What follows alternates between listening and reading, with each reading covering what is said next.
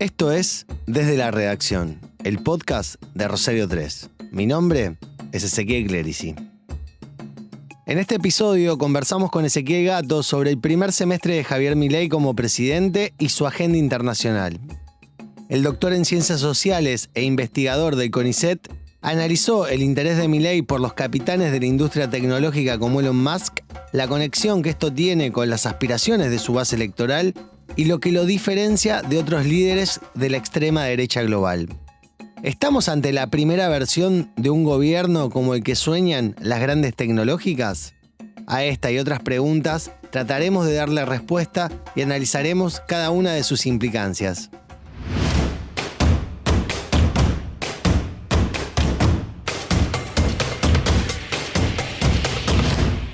Ezequiel, muchas gracias por estar de nuevo Desde la Redacción, esta vez en un formato a distancia, a través de Zoom.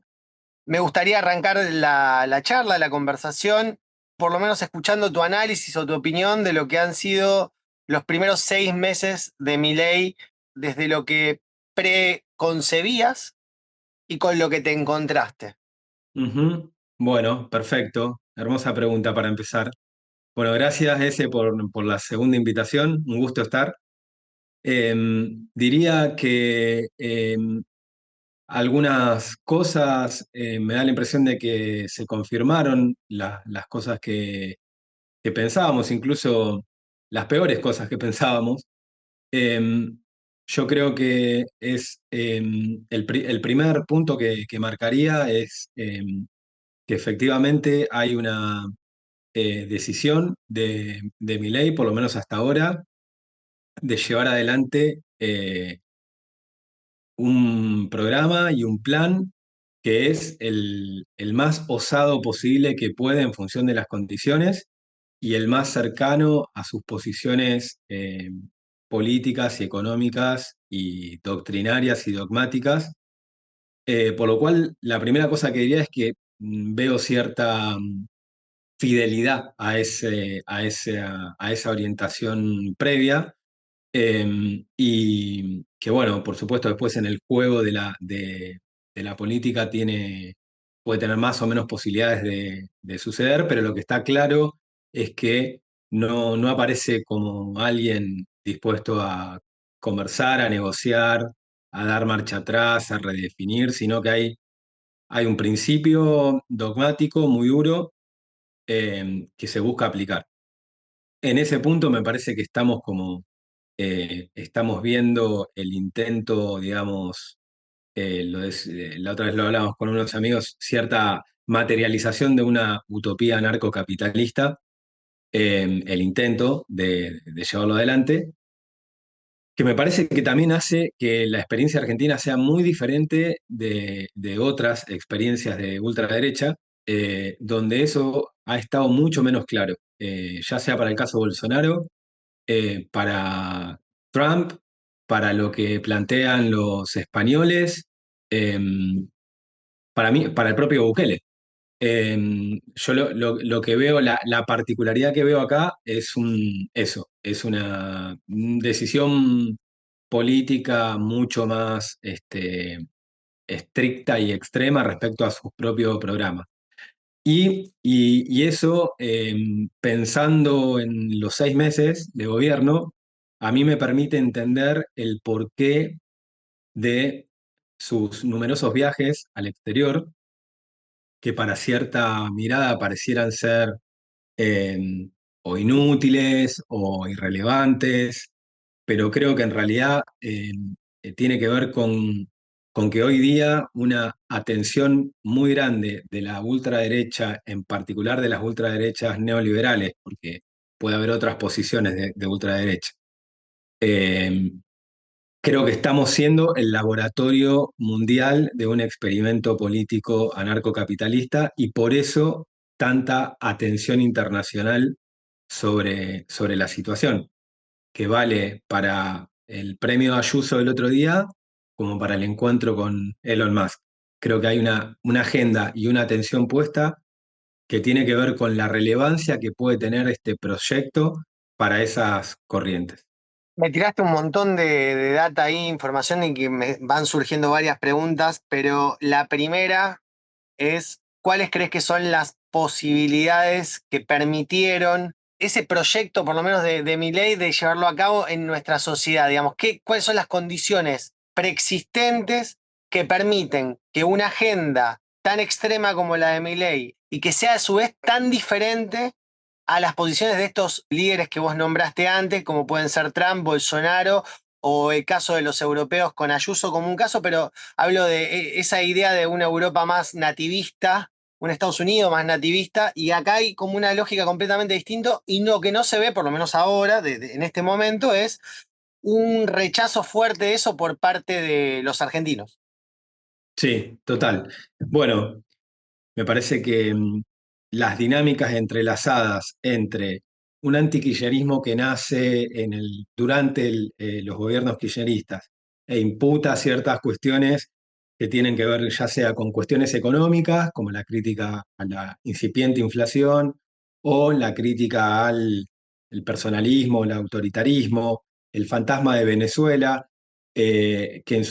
quizá ahora lo olvidamos un poco, pero tranquilamente puede ser pensado como la primera versión de ese anticomunismo que después se expandió y que fue creciendo como una mirada sobre Argentina, sobre sus posibilidades, sobre sus riesgos en un sector grande de la población. Eh, Creo que esa primera dimensión es muy importante. El fracaso del macrismo es otra, porque hay un apoyo a ese gobierno que, bueno, después se revela de alguna manera decepcionante para muchos sectores. Por supuesto que el gobierno de Alberto también, de Alberto Fernández también, tengo una luz que está como titilando mientras hablo. El gobierno de Alberto Fernández también tiene, bueno, también no cumplió con ciertas expectativas reparatorias que podían tener que ver con lo que había pasado en los años anteriores, la pandemia, en fin, una serie como de ciclos de la ilusión y el desencanto, diría, parafraseando una obra, que me parece que tienen una importancia. Ahora bien, yo creo que también, así como uno puede hacer esta especie de genealogía, digamos, de ciclos políticos frustrados, yo creo que también hay transformaciones económicas y sociales que preceden largamente a este último momento y que incluso creo que lo podemos situar en la década del 90 en adelante, que van produciendo nuevos actores sociales y económicos en Argentina, con grandes niveles de precarización laboral, con grandes niveles de informalidad. Hace décadas que sabemos que Argentina es un país caracterizado por una gran importancia en la economía informal. eh, y que un poco le han dado, digamos, forma a lo que a mí me gusta mucho que Verónica Gago menciona como el neoliberalismo desde abajo, es decir, relaciones sociales y económicas en amplias masas o poblaciones que ya hace muchos años que viven en esas condiciones eh, bueno, de mercado de distintas maneras y con relaciones con el Estado también muchas veces de tensión. Y me parece que ese personaje social, digamos, encontró en un discurso eh, libertario una serie como de puntas, de elementos de seducción que no estaban en los otros y que yo lo resumo un poco como el momento en que Milei fue capaz de hablarle a los monotributistas y que los monotributistas lo entendieran y se reconocieran, fue el salto, digamos, de popularidad de él. El paso de ser de una especie de grupo chiquito de economistas medio turbios y medio sombríos, a los cuales un sector del empresariado siempre escuchó, por otro lado, pero los sectores populares mucho menos. Cuando él pudo hablarle al pibe de Rappi o al monotributista en una lengua común, fue cuando esto se empezó a volver posible. Y Y bueno, eso no ha hecho más que desplegarse en este último tiempo. Y creo que esas dos condiciones, digamos, ciclos políticos entre la ilusión y el desencanto, y, y esta expansión neoliberal desde abajo, eh, son dos elementos que para mí son muy importantes. El tercero que agregaría es que eh, eh, cierta, se suele reducir o mucho el voto a Milei o a la Libertad Avanza como un voto bronca, ¿no? Es decir, como un voto que siempre está pensando en aquello a lo que quiere destruir y no tanto en lo que quiere construir o imagina que puede construir. Y yo soy de la idea de que, bueno, justamente por las cosas también que trato de investigar, que las imágenes de futuro son muy importantes para entender las expectativas y para entender algunas decisiones, y que no se agota en la bronca la explicación de por qué alguien puede elegir o apostar a un repertorio de imágenes de futuro como el que efectivamente ofreció esta fuerza político-electoral. Entonces, también leer en términos de que para una gran parte de la población argentina, o una parte, cambiaron las imágenes de futuro. Es decir, se alteraron ciertas imágenes de futuro por distintos motivos, varios seguramente tienen que ver con lo que estaba diciendo antes. Quisieron que, bueno, que aparecieran nuevas posibilidades. A mí no me gustan, me parecen horribles, pero no dejan de ser menos existentes históricamente. Entonces, pensar por qué alguien quiere esto y no qué es lo que no quiere y por lo cual vota esto, me parece que también es importante. Y reconociéndote, digamos, dentro de los sectores progresistas, de izquierda, ¿qué lectura podés hacer de si existe algún tipo de autocrítica en los sectores que se reconocen como progresistas en no poder haber dado algún tipo de visión de futuro a estos sectores, digamos? ¿Pensás que eso viene de una incapacidad, o sea, de no haberlo podido lograr, de haberlo intentado y no haberlo podido lograr, o tal vez de un falso progresismo o de una falsa idea de progresismo de los sectores kirchneristas, pero también de una centroizquierda que puede estar representada en una parte de radicalismo, inclusive en una misma parte del PRO, y que en realidad estaban conformes con ese sistema que es un poco lo que algunos politólogos dicen, este consenso del 2003 hasta el que se rompe con Milei, que es que no estalle, digamos. Bueno, yo ahí haría un par de diferenciaciones eh, respecto a la idea de progresismo, sobre todo por cómo está circulando últimamente en la discusión política argentina. Me parece que se solapan significados ahí. A veces parece ser una cierta fuerza política, a veces parece ser una filosofía de la historia. A veces parece ser que esa filosofía de la historia siempre fue o discurrió de la misma manera a lo largo de los siglos, o que tiene los mismos actores, o que todos esos actores se conjugan en esa imagen. Y después ahí tengo cierta discrepancia en el sentido de la vaguedad de la categoría, que muchas veces la política recurre a categorías vagas porque suelen ser buenos operadores de aglutinamiento y diferenciación, pero que a lo mejor conceptualmente son más débiles. Entonces, progresismo es una forma particular de lidiar con esa hipótesis de que la historia progresa que aparece sobre finales del siglo XIX, principios del XX, depende de que metamos adentro también.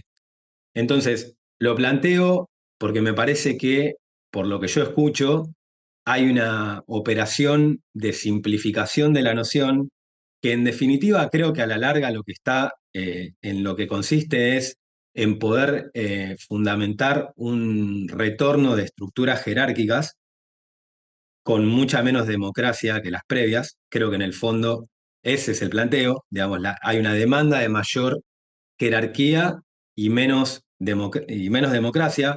Entonces, de nuevo, en términos de imagen de futuro, creo que eso que se llama crítica al progresismo me parece que está más ordenado por esta especie de ilusión de que una estructura jerárquica, o apuesta diría, que una estructura jerárquica y menos democrática va a resolver lo que supuestamente la democracia creó, que me parece un poco simple, la verdad. Me parece un esquema explicativo demasiado sencillo para la dimensión del quilombo.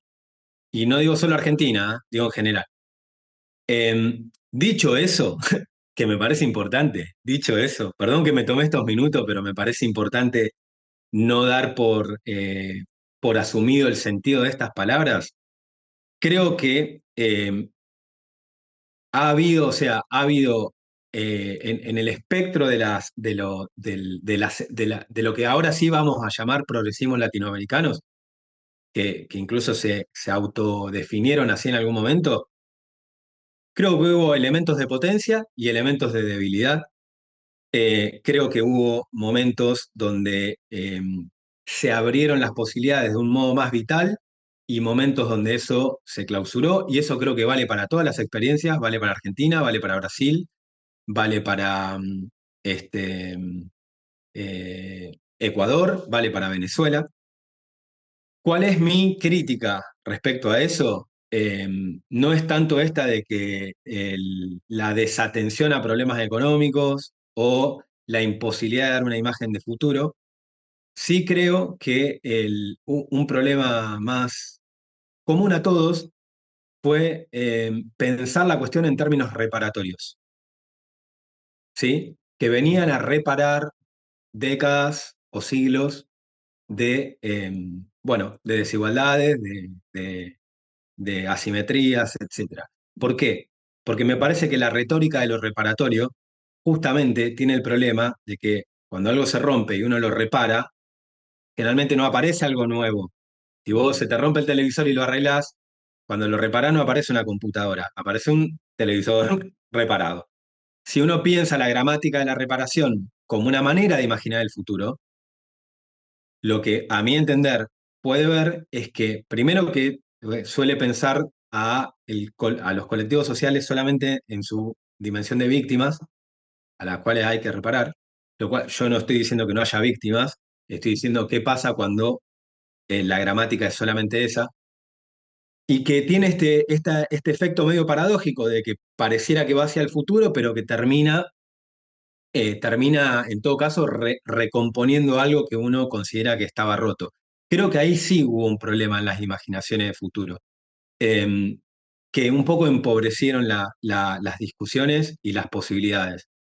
Después me parece que, como se dice en fútbol, el rival también juega, o los rivales también juegan, y bueno, ha habido eh, otras fuerzas en pugna y en curso que hacen que vos políticamente puedas algunas cosas y no puedas otras, y en algún momento puedan vencer o imponerse.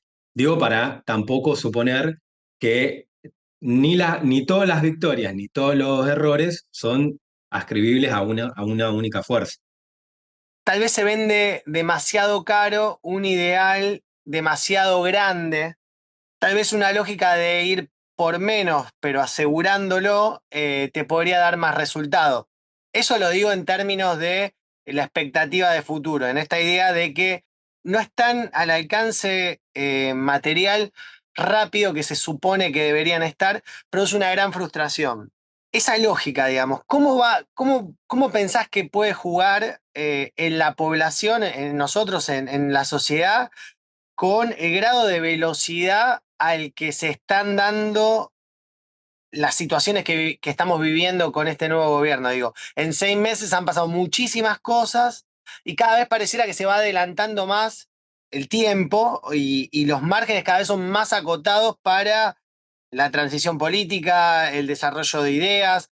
¿Qué es lo que va a sobrevenir si estamos a este nivel de aceleración en cuanto a los cambios y a las decisiones? Estamos haciendo Bueno, futurología desde ya, ¿eh? Esto es sí, especulación esta es pura. la parte, esta es la parte donde traiciono mi propia acción, que suele ser no tirar imágenes, pero obviamente que cuando uno está interesado, involucrado políticamente, no puede no tratar de anticipar algo porque es parte de los insumos con los cuales se mueve. A la primera parte de tu intervención, yo lo que, esto de cuán grande el proyecto y y qué puede haber incidido eso en la decepción, o en todo caso incluso en la pérdida de adhesión? Yo ahí diría que yo creo que revisaría más el contenido que la forma. Es decir, ¿por qué? Porque nosotros estamos en este momento ante alguien que gobierna, que probablemente en términos de osadía del proyecto y de radicalidad de sus enunciados y de lo grande, me parece que es casi inédito.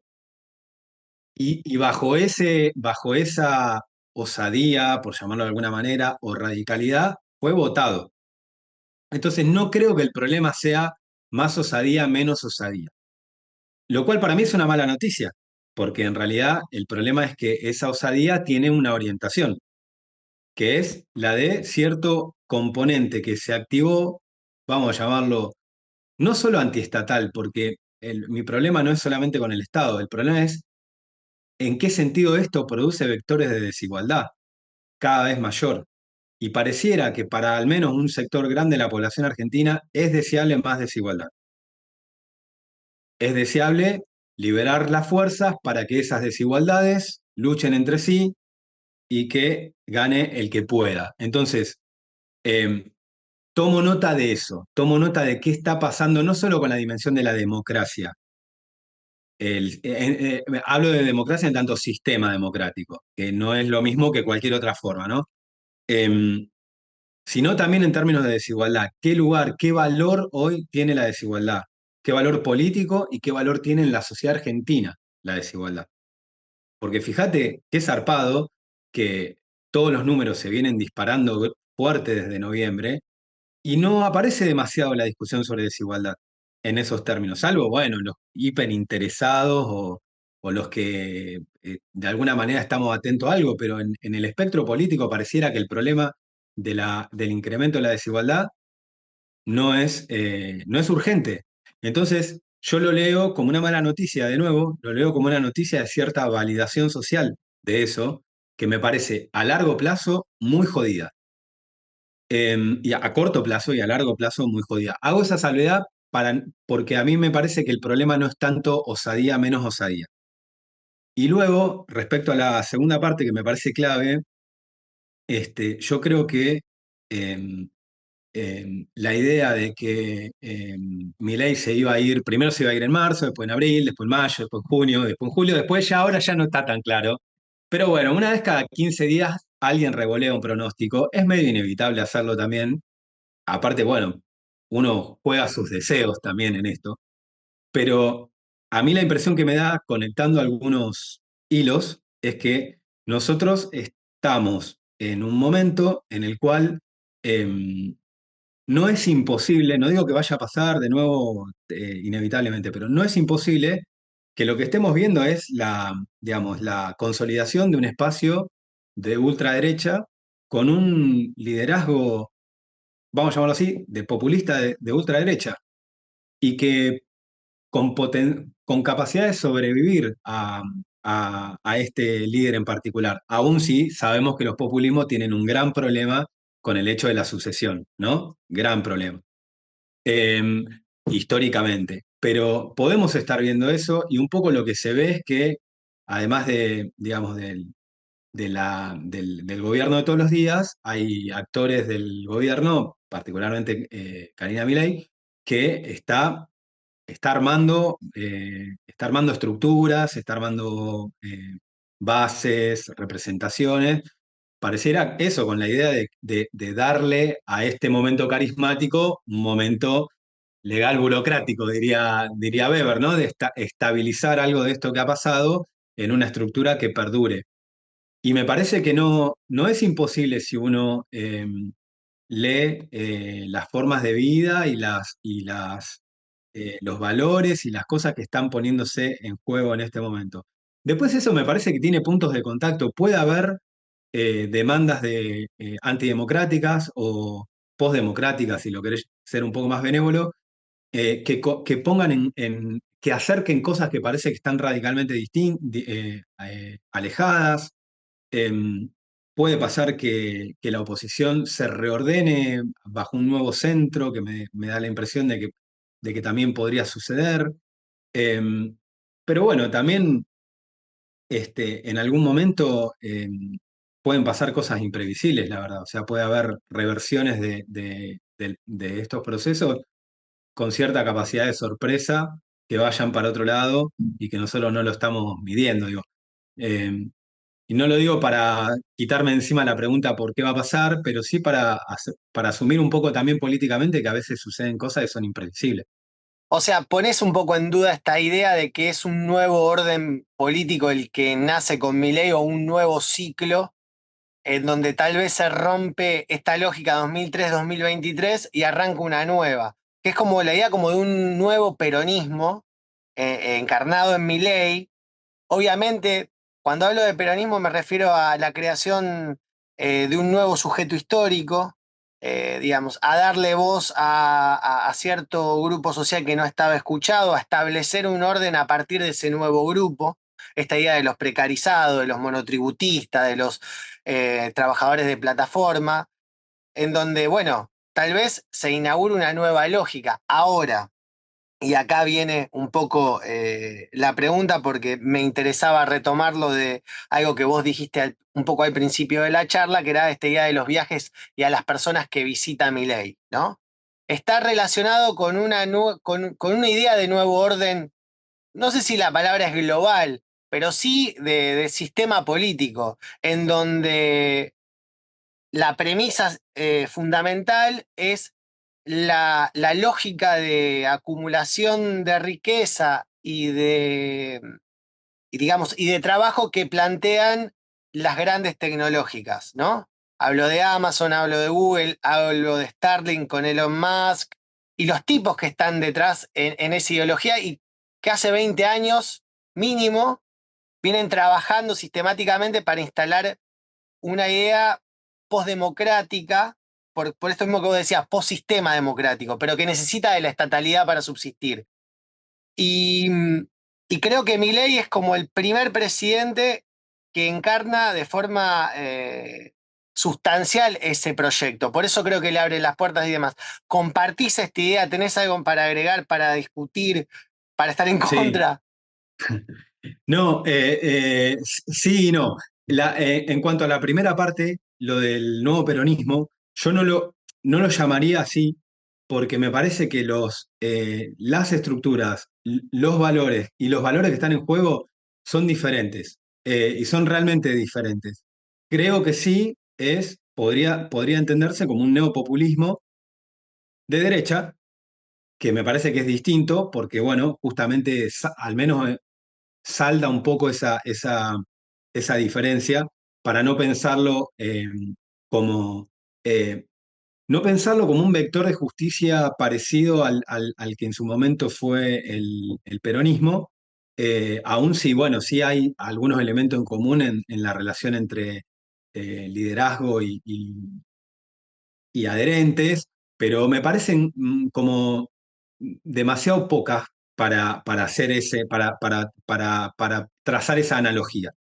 Eso respecto a lo primero. Respecto a lo segundo, coincido plenamente con vos. Creo que, bueno, digamos, los polos tecnológicos corporativos, muchos norteamericanos, pero también muchos chinos, eh, están en un momento en el cual, que se viene desarrollando hace mucho, pero digamos, han consolidado una capacidad de incidencia sobre la vida planetaria y entre ellos sobre las soberanías nacionales que le da un volumen y un poder inédito para la historia de la humanidad. Ni siquiera las grandes religiones han sido capaces de interpelar a tantos seres humanos simultáneamente como pueden las 5 o 6 corporaciones tecnológicas que hoy manejan la comunicación.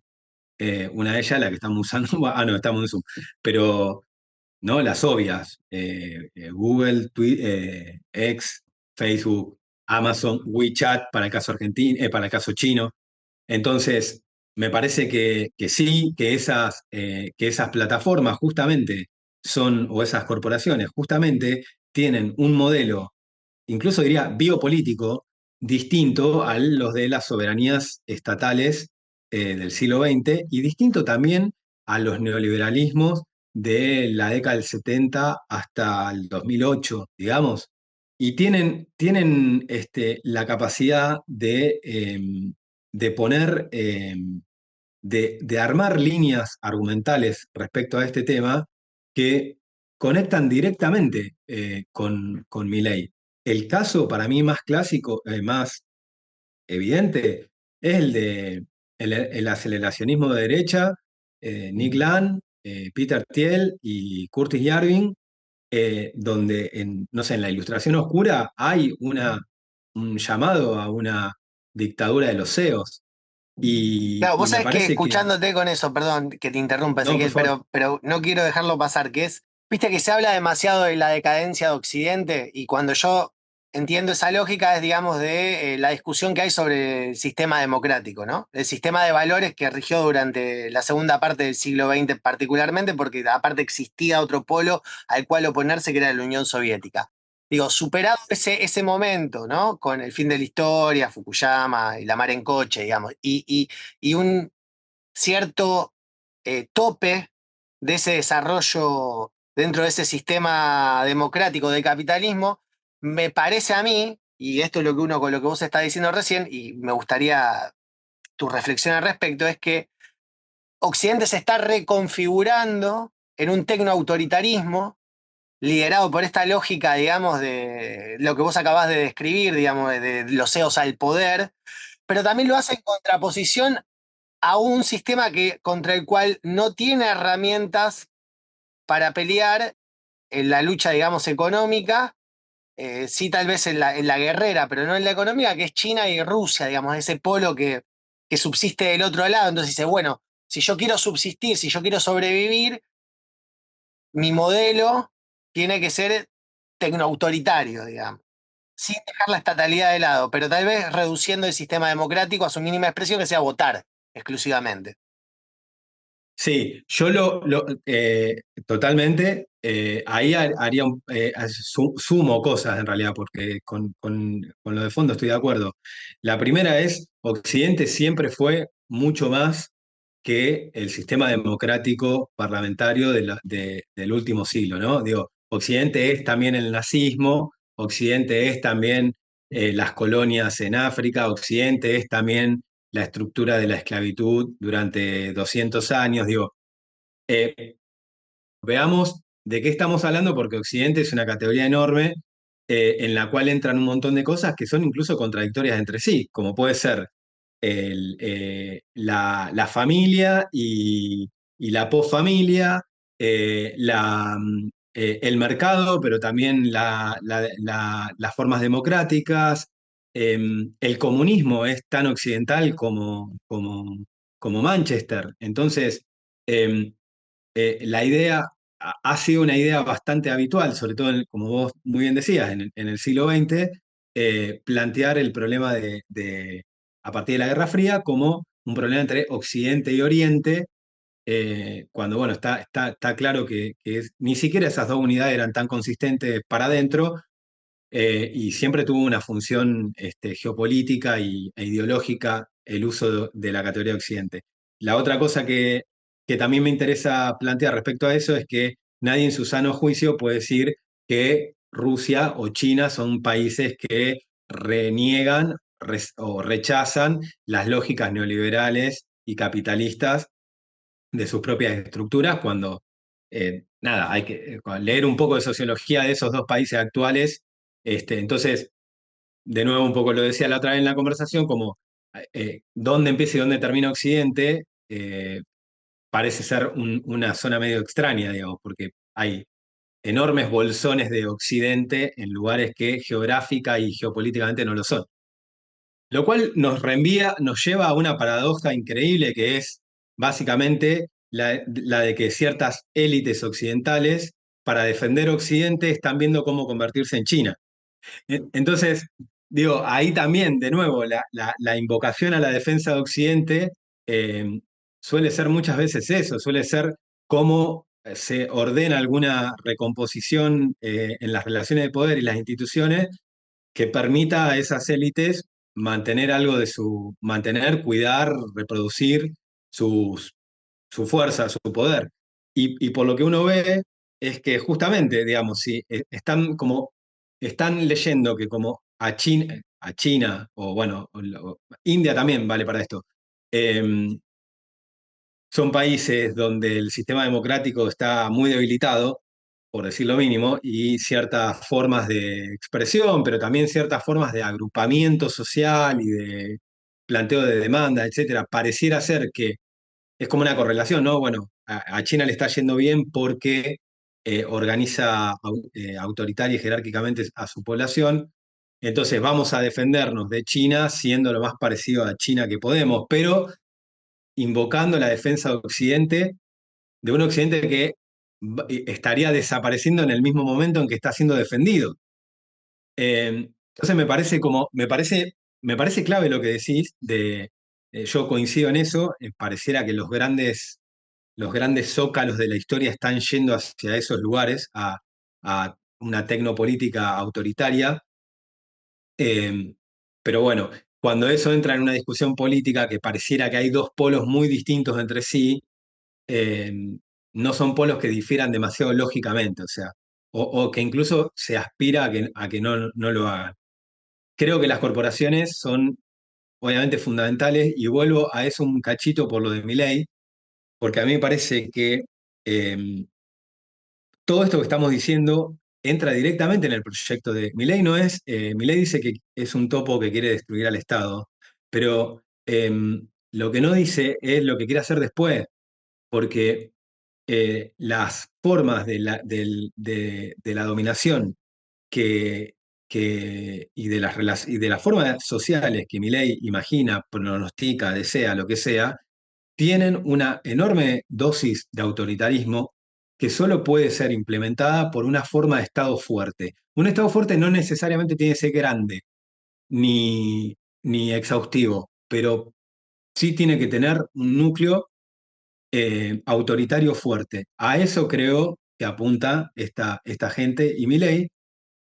Ahí tenemos una primera cercanía con el mundo corporaciones y en particular con Musk. Y la otra es que yo creo que la cuestión del emprendedurismo, que podría ser otro modo de llamar a ese colectivo enorme y diverso que va del monotributista a pedido ya, tiene como, te diría, como imagen de lo deseable la figura de un emprendedor exitoso como es Elon Musk, para los propios términos del éxito que esa gente concibe, ¿no? Sin contar que Musk viene de una familia de mucha guita y bueno, todas esas cosas que a mucha gente no le importan, vamos a tomar que no les importe y vamos a tratar de entender por qué se refieren ahí. Musk parece ser más una especie de primos interpares exitosos, o sea, el que apostó al emprendedurismo y le fue bien. Y cuando hay gente que se mofa de los encuentros de Milei con Musk, como si Milei fuese solamente un chupamedias o lo que sea que va a encontrarse con el rey de la jungla, yo lo que veo es otra cosa. Yo veo un movimiento proselitista que apunta a su base, porque que él se encuentre con Elon Musk es hablarle al pibe de pedido ya, es hablarle al que compra ropa todos los días para revender, es hablarle a distintas modalidades, al que tiene la barbería, es hablarle a distintas modalidades del emprendedor a partir de acercarse a una especie de arquetipo del éxito de esa forma. Entonces, no es que él se va muy lejos, o sea, se va muy lejos en el espacio, pero no se va muy lejos en la política cuando se va a encontrar con esa gente. Más allá del tema de inversiones y los acuerdos que viene haciendo al respecto, o no sé si más allá, digo, los considero, pero en términos de relación con su base electoral, es es una acción que tiene sentido. Sí, incluso lo pensaba en la idea de generacional, ¿no? Creo que Milei, que es un tipo de 50 y pico de años, se junta también con hombres, que que no es menor eso también, es un mundo de varones, que están en sus 40 y tantos o en sus 50 y tantos como él, y evita juntarse con los que serían los primeros mandatarios en este momento de países importantes, como puede ser Biden, digamos que son todos hombres de ese siglo XX, de esa política del siglo XX, y lo que acá se lee como, mirá el error que comete, qué tonto que es, cómo se lo desprecia a Milei por ese tipo de cuestiones acá o se lo menoscaba, en realidad lo que se pierde de vista es esta lógica de la que vos estás hablando recién, de lo Yo que, creo que que lo- sí, yo creo que sí, porque lo que se pierde de vista es que no solo, o sea, por dónde pasa el poder se pierde de vista en un punto. ¿Y cuál es la alianza de poderes de la cual él está pretendiendo participar? Y yo creo que no tiene que ver de nuevo con una cuestión de chupamedias o, bueno, algún tipo de condescendencia. Nosotros vivimos en un país muy importante, muy rico en recursos, muy grande, con distintas cuestiones que lo hacen estratégico y su diálogo con esas corporaciones se enlaza en esa dimensión y hay que pensar cómo se está armando como vos lo decías muy bien antes, cómo se está armando llamémoslo un bloque de poder en el cual los estados y las corporaciones parecieran tener unas formas relativamente novedosas y nosotros estamos en el centro de ese huracán. Puede salirles para el orto y espero que así sea, pero está en curso. ¿Encontrás algo positivo en la figura de Milei? ¿Algo que te pueda parecer positivo que venga con Milei o posterior a Milei, producto de su paso por el poder? Eh, Hay algo de su frontalidad que se lo reconozco, digamos, que me da la impresión, esto puede cambiar, ¿no? Porque también los liderazgos carismáticos a veces se convierten en otra cosa, pero cierta cuestión de su parte de no estar todo el tiempo pensando en su supervivencia política, eh, que me parece que es un rasgo que para otras fuerzas sí vale así. Hay algo de eso que se lo reconozco, digamos, de una ética de la convicción, digamos, de bueno, vamos por esto y estar jugado en eso, que me parece que eh, no digo que sea radicalmente novedoso para la política argentina, pero sí al menos para esa dimensión de la alta política, tiene algo relativamente novedoso después de muchos años de cintureos, de acomodos, de ver cómo hacer para no, este, para sobrevivir, para no ofender a nadie. Es decir, hay algo de eso que me parece que, bueno, eso, que se lo reconozco. Después, honestamente, me cuesta mucho porque la verdad es que no hay una decisión política económica que a mí me parezca que puede favorecernos a nosotros en un sentido amplio de alguna manera. Es decir, parece todo un enorme descuartizamiento de lo que queda en términos de recursos naturales, de banalización de muchas conquistas políticas y sedimentaciones que para mí son valiosas, por más que uno después le encuentre límites y crea que hay que también desactivarlas, pero este modo, digamos, arrasador, me cuesta mucho encontrar algo ahí. Tal vez la otra cosa que le reconocería, que a lo mejor va un poco de la mano de lo que decía antes, de este desinterés por su propia supervivencia política, por lo menos durante un tiempo, me da la impresión que a lo mejor eso está cambiando, pero es también cierta cuestión de volver a plantear algunas imágenes de futuro fuertes con las cuales uno un poco está obligado a discutir, digamos.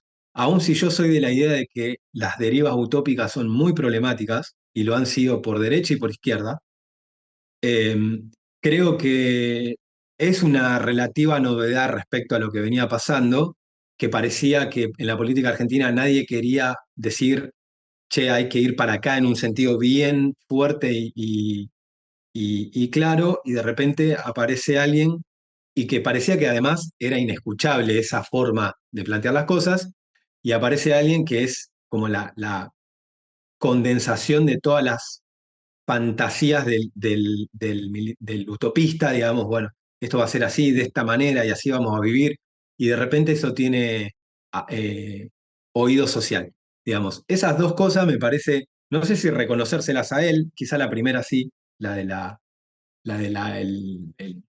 la ética de la convicción. Esta me parece que por ahí no tanto a él en sí mismo, eh, pero que me parece que son como unas novedades que, bueno, incluso estamos viendo en cierta lectura anti-Milei, como también una especie de intento de responderle con otra utopía, ¿no? Digo, no Por ahí creo, yo Moreno, personal, digamos, la lógica de claro, Moreno de volver sí, a un peronismo clásico, medio sí, utopizado. sí, tal cual. Yo lo llamo una retroutopía porque eh, va al pasado, lo idealiza, porque no es solamente que va al pasado, sino que lo idealiza y lo vuelve a traer como algo hacia lo que hay que ir. Yo discrepo en la forma de pensar políticamente así, pero más allá de lo que yo piense, es obvio que algo de eso apareció y tiene cierta pregnancia, al menos en algún nivel de la opinión.